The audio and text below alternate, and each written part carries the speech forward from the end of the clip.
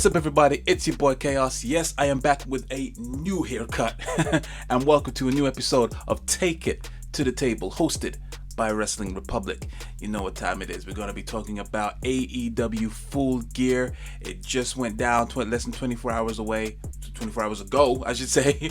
And yeah, we're just going to delve right into each match type, what happened in between them, and of course, just give my overall thoughts on the pay-per-view. But first, before we get into that, make sure you like, share, and subscribe to the channel. It really goes a long way. Also, be sure to check out WrestlingRepublic.com for all the breaking news, debates, lists, opinions, honestly segments, all that stuff. All right, so be sure to check that out. But yeah, without further ado, let's take it to the table. AEW Full Gear, been and gone.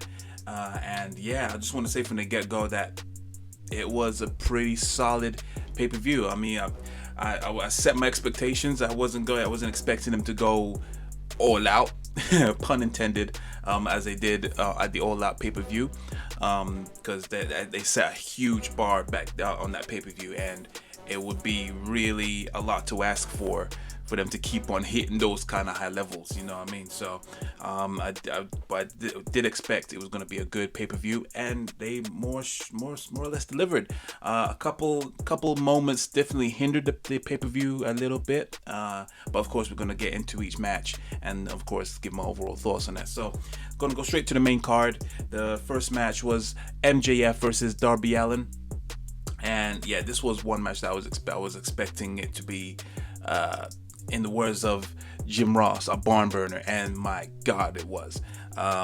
Great way to open up the show. Definitely lived up to what MJF said a couple weeks ago, saying there are four pillars in an AEW of the people that's upcoming: MJF, Jungle Boy, Sammy Guevara, and Darby Allin. And they showed, in my opinion, they proved that they are definitely the future of AEW.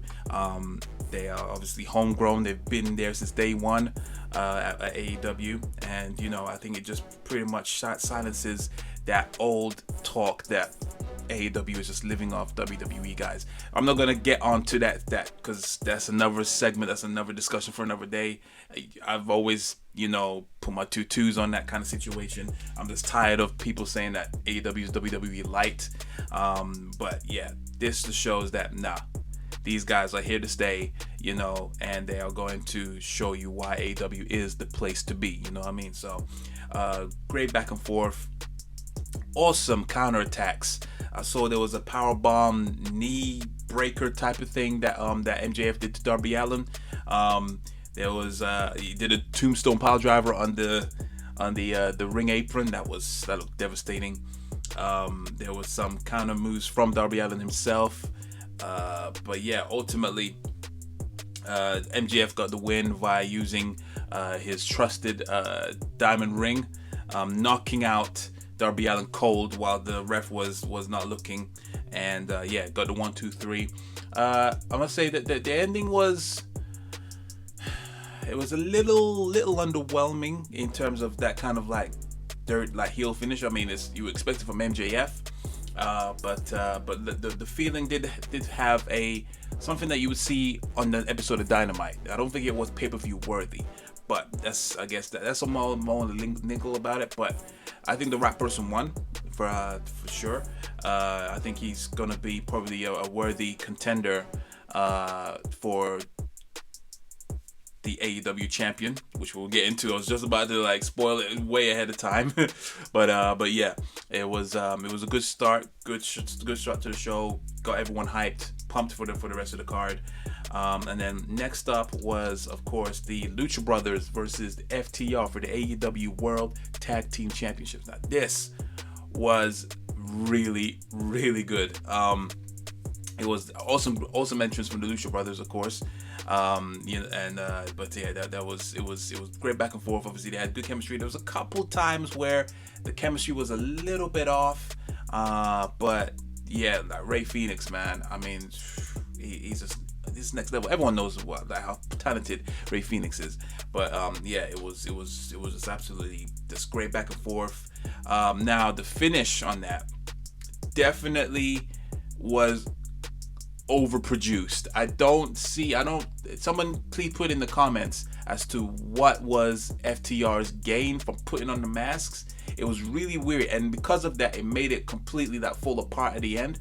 As you know, the wrong person was pinned and they won the match because they won the legal man. So basically, for those that haven't seen it, so basically it was back and forth, and then for some reason FTR went and got their green masks for some reason. Then they put it on, and then it looks like there was some miscommunication, and then there was a double team move with the Lucha Brothers. Then they did the 1, 2, 3. Then Pentagon took the mask off of whoever that person was, and I believe I always get them confused. It's the one with the hair. He was the one that was obviously the one that was pinned, and then you see the ref was looking, he was saying like it seemed like he just realized that it was the wrong person pinned, but it just ended and went straight to the next match. So I feel like obviously they might most likely they'll use that to their advantage, saying that the wrong person was pinned, then they're gonna get a rematch later down the line. But yeah, it definitely took the wind out of the match. It was great, awesome moves, awesome counter moves, tag team. It's two of the greatest of tag teams of all time, in my opinion, anyway. And it was contrasting styles, and it just worked great for the most part. Just the ending really took the wind out of it and dampened it down a little bit, but all in all, still a great match. So yeah, definitely more is going to come from that feud for sure, definitely. But yeah, Lucha Brothers won and retained. That's what I should have said as well. But yeah, I don't think that'll be the last time.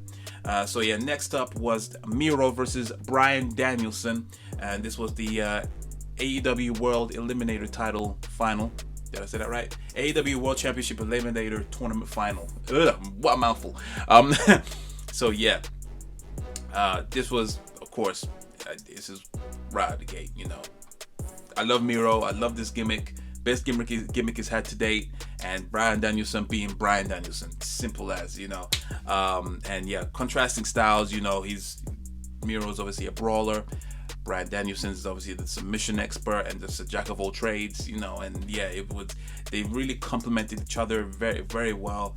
I would have been happy with either man winning. I don't think there would have been that much of a loss if Bryan lost, in my opinion. And also Miro, obviously he just got put in there last minute to obviously fill in for Jon Moxley, and yeah, it was great, absolutely great, absolutely loved it. Now everyone's a bit hesitant, or they're not sure, a bit conflicted on the ending of the match. I personally would have thought it would have been a bit of a better ending, but the saving grace for Bryan Danielson is that because it's in his repertoire, you don't mind that ending happening. Okay, so yeah, it was fine. So basically, he did a top rope DDT, knocked out Miro cold, and then he did some quick dragon sleeper, and then Miro didn't tap. He just was out. He was out for the count. He was completely out. So yeah, it was good innovation to put down Miro for sure. So good moves from Bryan Danielson. Great showing from Miro. I think he's going to be a future AEW champion. He definitely 110%. He will get his hands on that at some point. Don't know when, because it's kind of filled right now. It's kind of busy, but he will definitely be an AEW champion in the future. So yeah, great match. The streak was kept on going. Very happy for it. Next up was the Falls Count Anywheres match, featuring the Super Click versus Jurassic Express and Christian Cage. I had mixed feelings about this. I feel like this didn't really have that much heat going into it. However, I do know any match with the Young Bucks, 9 times out of 10, it's gonna be a great, either a spot fest or just there's something memorable with it, regardless in that match. And yeah, it was good. It was. However, I do feel like this match could have definitely been on an episode of Dynamite. Not to take away the fact that it wasn't a great match. It was great, but I just think the feud itself wasn't pay-per-view worthy, in my opinion. But yeah, either way, it was great back and forth, amazing spots. Jungle Boy obviously showing that he is definitely the future of AEW, hands down. Now I'm not too sold on Luchasaurus nowadays, because like he's talented. Of course, he's more. He shouldn't be. He's too agile for his stature. Like, he shouldn't be that agile for his stature. But there's some times where it's just a bit choppy at times. Where like a couple, it's not full botches, but it just feels like he's doing too much, and because of that, it kind of comes across sloppy. I don't know. I don't know. Let me know in the comments what you think of Luchasaurus. But there were at times where he looked great, and then there was other times where I was like, that looked a bit sloppy, you know. But he did some great spots. He did a shooting star from the ramp onto the crowd, down not onto the innocent people, but it was like obviously the super click was down below. And did a super shooting star press, which was quite impressive. I ain't gonna lie.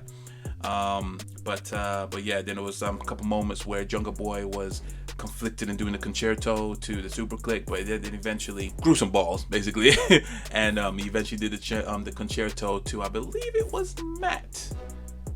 I think it was Matt. And then there was that dirty spot as well where they filled Jungle Boy's mouth with thumbtacks. And then they were doing obviously the rope-a-dope, and then they kissed Adam Cole on the forehead. But then eventually super kicked Jungle Boy in the mouth. I was like, yo, that is grim, but it was effective. And then they did a triple BTE with thumbtacked knee pads, which was pretty innovative, pretty cool. And yeah, that looked brutal as hell. I don't know how they get away with that. I would be like, I don't really want to do that, but yeah. But kudos to Luchasaurus taking that spot. But yeah, all in all, Jungle Boy, Luchasaurus, and Christian Cage won that match via concerto onto Matt Jackson. And yeah, it was Matt. Yeah, I got it right. And yeah, it was good. But I think that it could have been easily on an episode of Dynamite. That's my opinion. But anyway, moving on. Next up was Andrade El Idolo and Malachi Black versus Cody Rhodes and Pac in a tag team match. This was pretty divisive. Again, Cody Rhodes getting a hella boos during his entrance, and for the majority of the match as well. Malachi Black coming out with his awesome entrance and a new mask as well. That was pretty cool. And yeah, it was pretty cool. There was obviously a lot of hostility between both teams. Actually, Cody Rhodes wasn't getting along with Pac. Malachi Black wasn't getting along with Andrade at times. And then, but yeah, it was back and forth. And then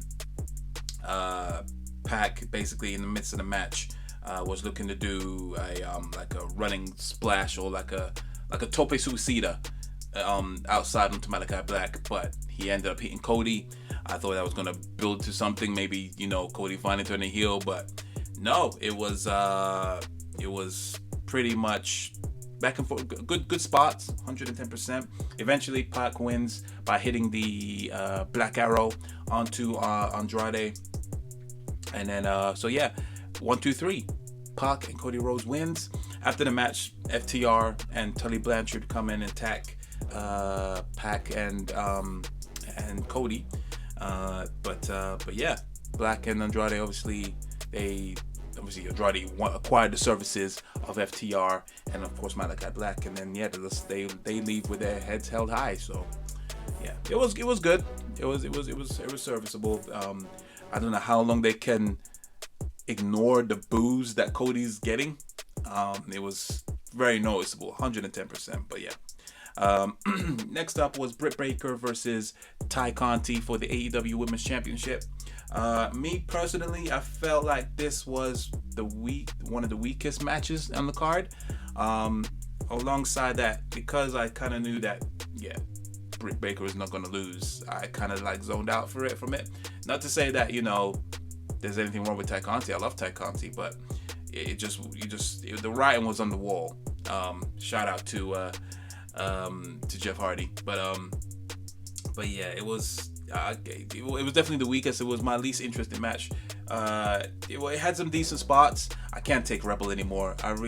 She's so jarring. It looked like she was high on cocaine and coffee at the same time. She was a shout, yeah! Like she kind of looked like Maradona when he did that crazy celebration when he's just charging at the camera and he's doing that crazy celebration. That's what it looked like.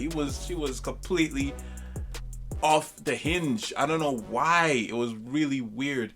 But yeah, I can't bother with her anymore. But anyway, all in all, Britt Baker won. She retains, defended her title decently. Did not get a chance to get to lock in the lockjaw.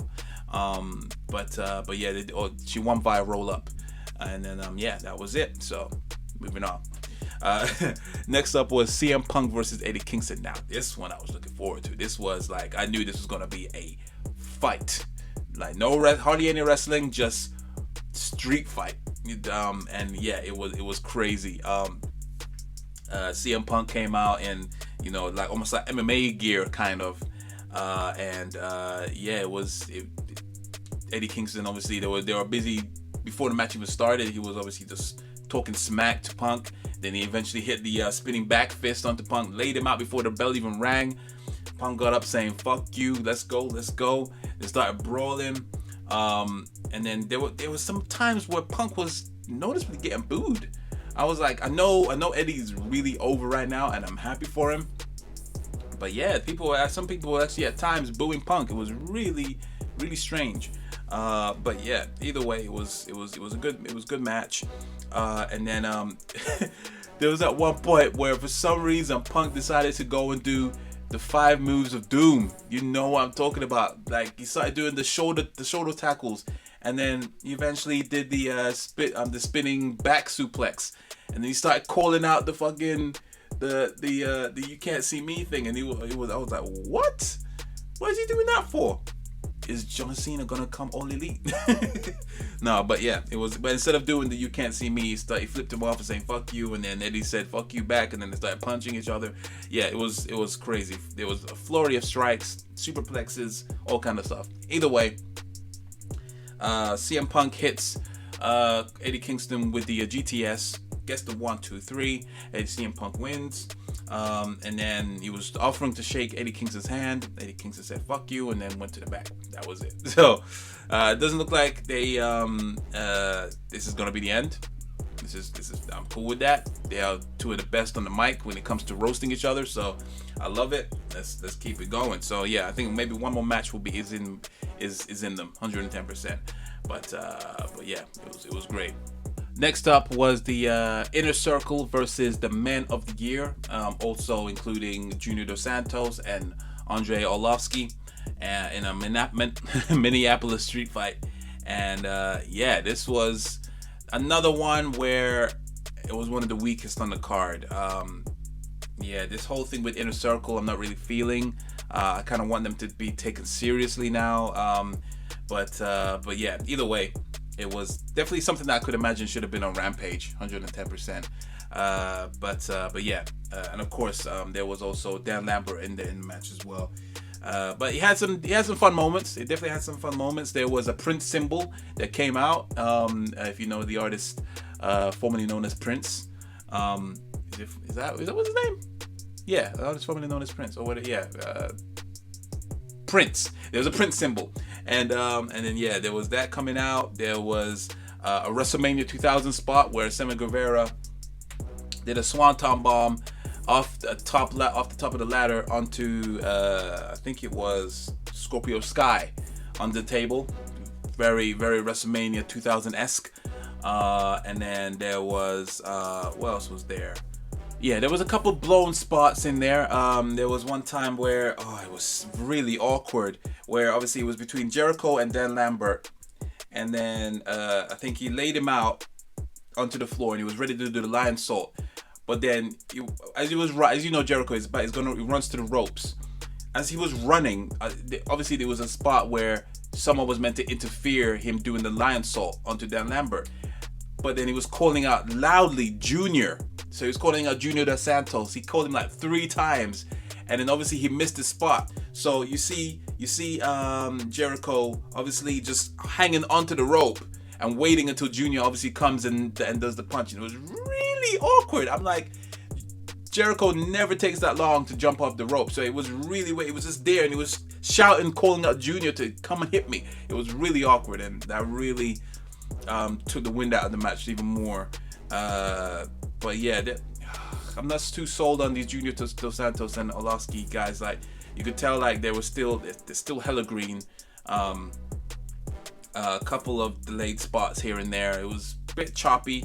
But yeah, either way, at the end, Jericho hits the frog splash, dedicating to Eddie Guerrero. There was a lot of dedications to Eddie Guerrero, I must say. A lot of Three Amigos, everyone doing his signature taunt, and yeah, so it was tasteful. It was very good tributes to Eddie Guerrero. So yeah, does the frog splash to Dan Lambert, gets the pin, Inner Circle wins. Again, yeah, like I said, it was okay, but I can imagine I would have preferred this to be on Rampage. It wasn't a pay-per-view-esque match, but yeah, it was fine for what it was. And then finally, the main event, Kenny Omega versus Adam Page for the AEW World Championship. Now, there was a lot of hype coming into this, and yeah, it was good. From the entrance alone, everyone was shouting cowboy shit. Everyone was on Page to go for the win, and Kenny Omega came out being Kenny Omega, and yeah, it was good. It was really good. Good back and forth, man. You know that we're gonna bring the best out of each other, and because this has been held back for quite some time, then you know it was gonna be a barn burner, 110%. And then there was some back and forth. There was Kenny Omega tried to go for the one-winged angel, but instead Hangman Page went for the one-winged angel, hits it, and then Kenny Omega kicks out. So although obviously the commentators were saying only he would know how to kick out from the one-winged angel. So they didn't go for the thing where is Hangman Adam Page going to be the one that kicks out of the one-winged angel. So fair enough, it was cool. But yeah, it was definitely up there with one of the greatest matches in AEW history, I think. Many times where he was going for the buckshot lariat, and then Kenny Omega just fell flat on his feet. He just completely just collapsed. Yeah, it was good back and forth, and then eventually the Young Bucks came out, and they were obviously teasing where we were going to obviously interfere into the match. They were obviously beaten up from the match earlier on. Obviously, Hangman Page said at Rampage, saying, if you come out and try to interfere in my match, I will end you guys. I will make it my lifelong mission to end you guys. So there was a lot of teases. There was a point where they were doing Page was looking to do the buckshot lariat, backshot.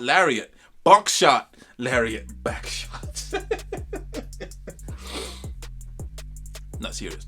And then yeah, so it was teasing that, and you see like one of the Jacksons was looking to obviously interfere, and then you went to the other side, and then you see Matt obviously looking at him and saying, doing this, like, go for it. And then he hits the buckshot lariat. 1, 2, 3. Hangman Page is your new AEW World Champion. Now, a lot of people some people are saying it's long overdue. Some people are saying that, it's a bit too soon. There wasn't that much hype going into this. I fully disagree. I think this was definitely could be one of the biggest matches in AEW history, and it was. The hype was unreal. They built Hangman Page's his star power up considerably well, I think. They made it burn like it was a long burn, 110%. Everyone's saying, why couldn't he have won it back when he first fought Jericho? If you don't have obviously if you're not business clued up, then obviously you wouldn't understand it. But I see the reason why they made Jericho win instead of Hangman Page. Not just because he was a former WWE guy or anything. I'm not going to get into that. But yeah, I can see the reason why Jericho won and not Hangman Adam Page, and they didn't rush to make him the AEW World Champion. Because clearly, Hangman Page is they're building him to be the face of AEW, and you're not going to make him be the face right at the start of the rising of your new company that's meant to rival WWE. So, yeah, people that obviously don't know how the business works obviously will not understand. But, yeah, I digress. It was overall a great match, fitting end to Kenny Omega's reign. I think he definitely had a lengthy amount of time, a worthy amount of time as the AEW champion. I don't think his tenure wore out. No, to me at least. Yeah, I wasn't like calling for a new champion. I wouldn't have minded even if he won this match and then carried it on just over the 1 year, because he just won. He kept it just under a year in this reign. But yeah, I wouldn't have minded even if he won. So, but yeah, it was still good, and the time is now 110%. Shout out to John Cena for Hangman Adam Page to lead us on. Now, do I think it's gonna be a lengthy? Do I want it to be a lengthy title reign? I don't know. I mean, there's people saying MJF should probably take it off him in the next pay-per-view. I wouldn't say no to that either. You know what I mean? Like, MJF is bubbling in the background. He's doing this thing.